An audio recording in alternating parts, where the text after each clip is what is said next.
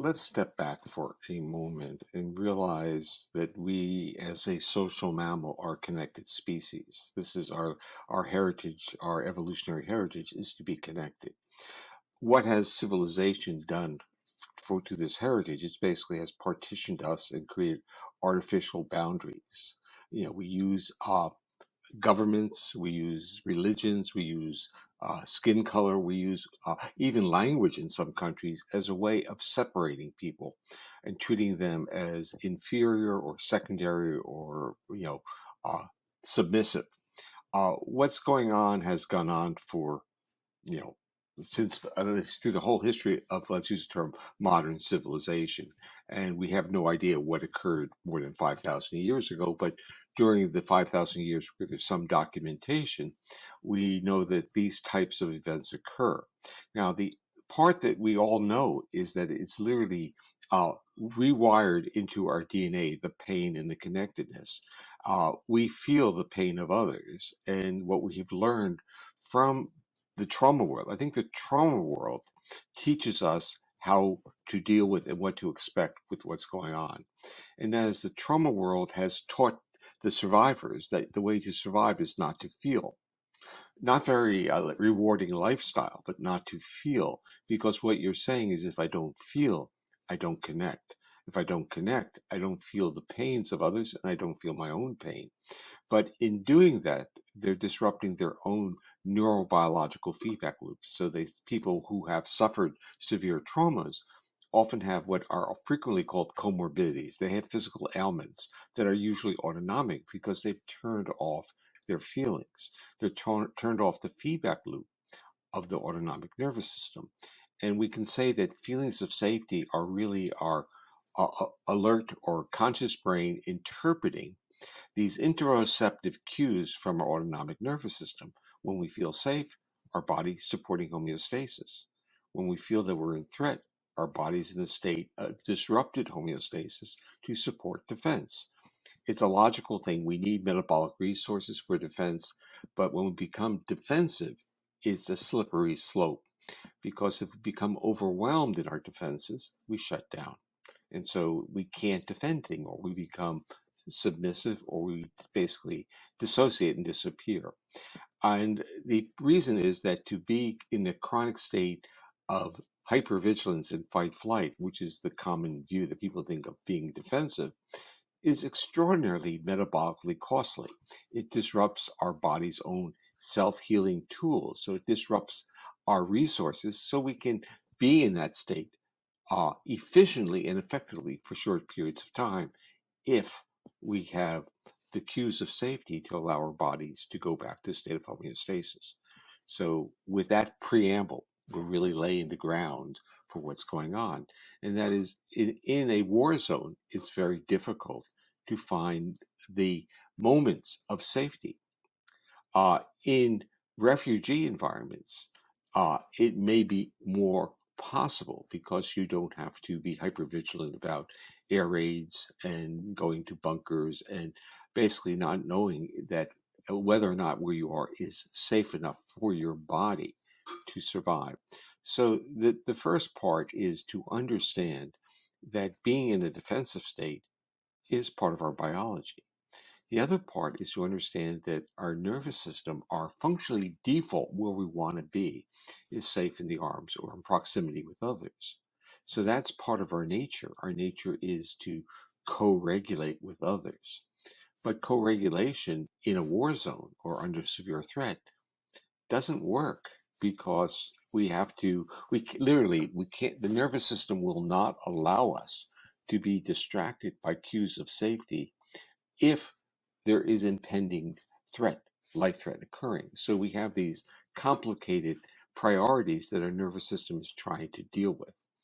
The way that we have to intelligently manage ourselves, and when I use the term ourselves, it means our families, our children, our clients, our peers. We have to manage ourselves by finding sufficient opportunities to be safe for short, let's say, defined periods of time where we can't just say, oh, I'm safe. This looks like a safe place. And 10 minutes later, you have to evacuate. That won't work. That uncertainty will disrupt your nervous system, and literally your nervous system learns that what you think are cues of safety are really transitory. And this is part of the problem when there's an invasion in your country. What had been in your nervous system, visualizations and experiences of feeling safe, now are being loaded with memories of terror. Let's start off with the basic rules. The basic rules are to understand that our nervous system evolved to deal with threat. It's not its default uh, condition. The default state is really to feel safe, to instance, elicit and recruit social engagement system, to co-regulate, and to basically live in a ventral vagal state, because that supports our health, growth, and restoration, and we get pleasure out of it. We enjoy. Even when we mobilize and play, we're still looking at people and talking to them. So our social system is containing our mobilization, and we enjoy that. During war or during threat by war, that social engagement system gets in the way. It gets in the way of missing cues of threat. So we have to understand that it has to go dormant. Our social engagement system has to go dormant in defined situations. It's this issue of defined situations, because we need to ensure that our body learns that that social engagement system can come back on board once we identify a well-defined safe place. Let's say that people who are in Poland or evacuate Ukraine to go to Poland, it's not that they are in a safe place. It really is the context of being in Poland safe for them. And are their children safe? Is their extended family safe? And of course, for many, the husbands and the males of the family stayed in Ukraine. And so you now have children without fathers, uh, women without their spouses, and all these types of uncertainties because they're not on a fishing trip. They're on someplace where there's a risk of serious injury and potential death. So those levels of uncertainty are also triggers of threat to our nervous system. So the uncertainty about our loved ones is shifting our physiological state and moving us into a state of defensiveness. What about the wonderful, generous Polish therapists are trying to help? Are they safe? Or are they triggered by the transgenerational traumas that Polish people have experienced, or German people, or all through Europe, especially Eastern Europe? So the question is, it's just below the surface. And even in the United States, if you start talking to people and asking them about what's happening, and they'll start talking about their grandparents or their great grandparents, or in some cases their parents that had to leave Europe during World War II. And you start getting these same types of stories. And what they did, for many of them, they were lucky enough, they went to a place where they had some family or relatives, and so they could get going within that society. But the world's changed from the 1940s to now, because in the 1940s there was physical separation, and it was meaningful. So you had the Atlantic Ocean, so you had, in a sense, a psychological barrier of safety. But we're so connected. We're connected through the internet. We're connected through trade. The first part is obvious, that the welcoming party, the therapist, let's use Poland as an example, have to feel safe themselves. And what that means is they have to, in a sense, deal with what these triggers of trauma, triggers of the past, of what's going on in Ukraine. So they have to, in a sense, be able to realize they're being triggered, acknowledge that, and then do the compassionate or self-care, self-compassionate strategy, is to realize they need to have interactions with other people that they trust and feel safe with. The bottom line of what polyvagal theory can provide is to really emphasize that we broadcast our physiological state through our voice, through our facial expression, and basically through our presence. And if we want to be helpful, we have to understand that our bodies can't betray us, meaning our bodies have to be broadcasters of cues of safety, which means we have to have an authenticity that we are safe in that moment, and also respect that there may be moments we're not safe. And what this means is that the therapist community has to work together to co-regulate each other so that they can be authentic supporters and being present in dealing with people whose lives are really uh, traumatized. And the issue, of course, like in countries like Poland, is there's a great concern about the kids, the children coming in. And many therapists want to work with the children. And I basically say you can't work with the children unless you work with yourself first. I mean, that you create this ballast of feeling safe. And second, you have to work with the parents, the mother or the grandmother, because they're going to convey through when they hold the child or when they look at the child, whether they're in a state of fear. So it's a big job. It's a major charge to be able to handle these tasks. But once we understand that you can't deal with a child as a child's part of a family, and if the parents are in states of threat and fear, which they are now, their bodies are broadcasting that to the child, and the child needs to be reassured. And now you can't just say intentionally, I'm a safe person, I want to be safe. Well, we all want to be safe, at least some of the time. The point is that feeling safe is not an intentional behavior. And we have to emphasize that. It's our body talking to our conscious brain. And we have to listen. If our voices become high pitched and we start talking too fast, if we can't sit still, we feel vulnerable. Basically, wake up. Your body's in a state of threat. Acknowledge it. Learn some toolkits to calm down. But more than that, learn to co-regulate with your friends and colleagues because they are going through this as well. And so I think there's an underlying message here that you can't be helpful unless you are in a state of safety when you interact with your clients. And that is a mandate, but it shouldn't be meant as an intentional mandate. Because if you tell yourself to be safe when you're not safe, you lose all authenticity. Your voice becomes fake. You start smiling when it's not a real smile, and it doesn't work. So the issue with therapy, as with human relationships, is that our nervous system is astute in detecting authenticity. We can call this neuroception of safety. It doesn't want to make mistakes, especially if you're coming out of a threat environment. So warmth that we talk about or presence are really, are we spontaneously utilizing intonation of voice? Are we spontaneously, is our face conveying, and are we using gestures? When people are anxious and they want to be welcoming, they overstimulate people. And so if people are coming out of threat, overstimulation triggers. So the concept is, as a welcoming family, can you make your home and your environment calmer? Can things be slower? Uh, can it be softer, quieter? Like radios and TVs, can they be turned off? Can we put on classical music occasionally? If music is on, can we create the ambience of calmness? And I think that becomes important.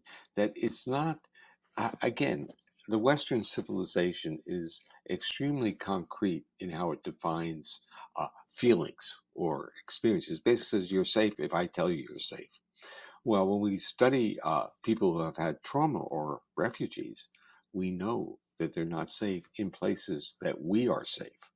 So we are being taught this lesson over and over again, is that that individual's body is telling them whether or not they're safe, meaning their autonomic nervous system is under threat, which it is because of what they've gone through. So how do you send the signal to that nervous system and say, look, you don't have to you don't have to worry, you're being taken care of.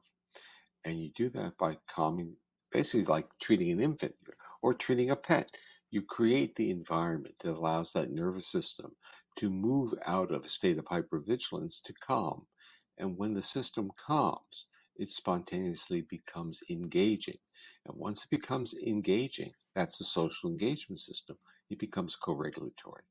So rather than imposing on the refugees, you're welcoming, you're allowing their bodies to calm, and when their body's calm, they will engage.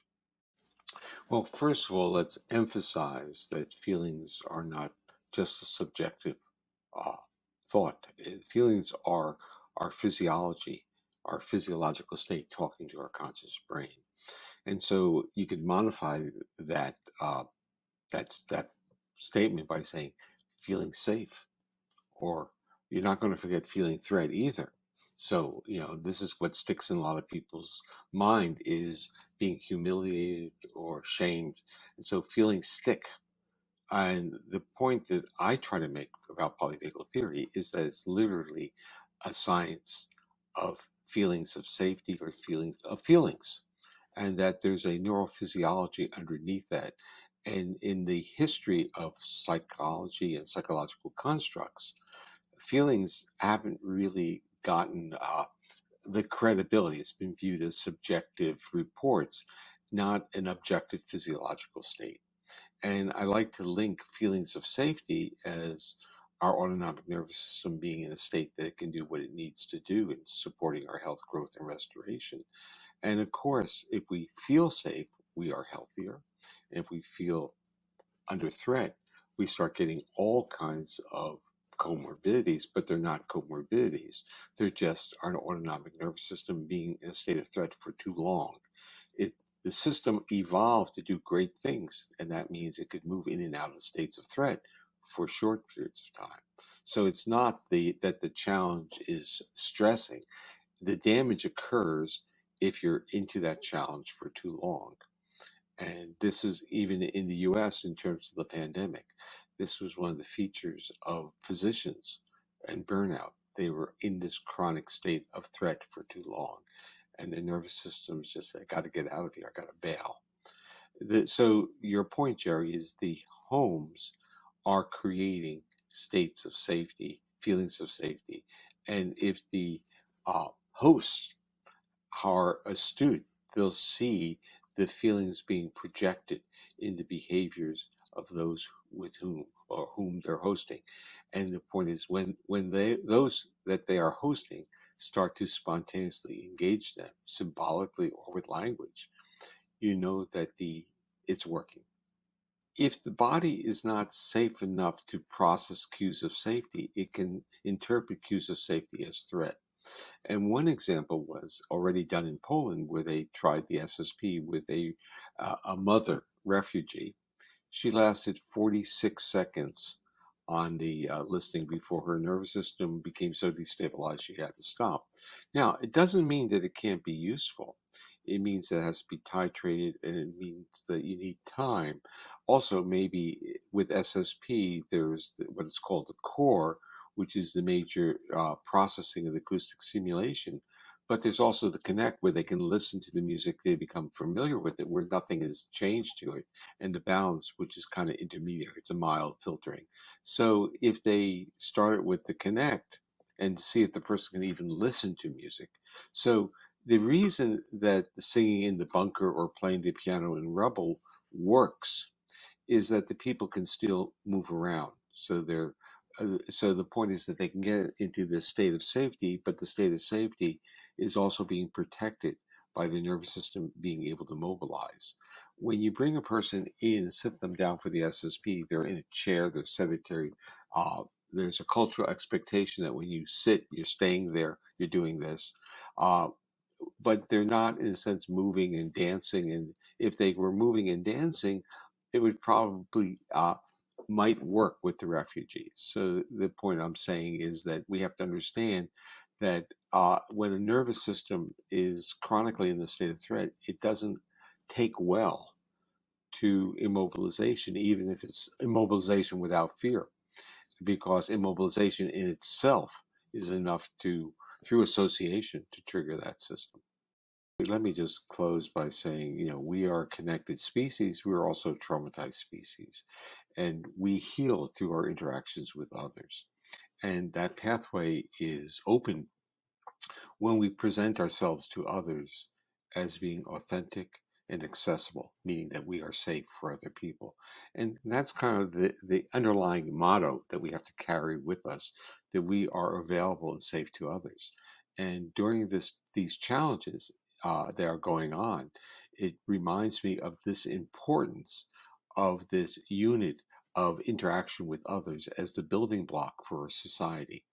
That we can think of the dyad as the actual initial unit, but it generalizes to community and country and to the world, that we need to be safe with other. And that's really what our nervous system craves.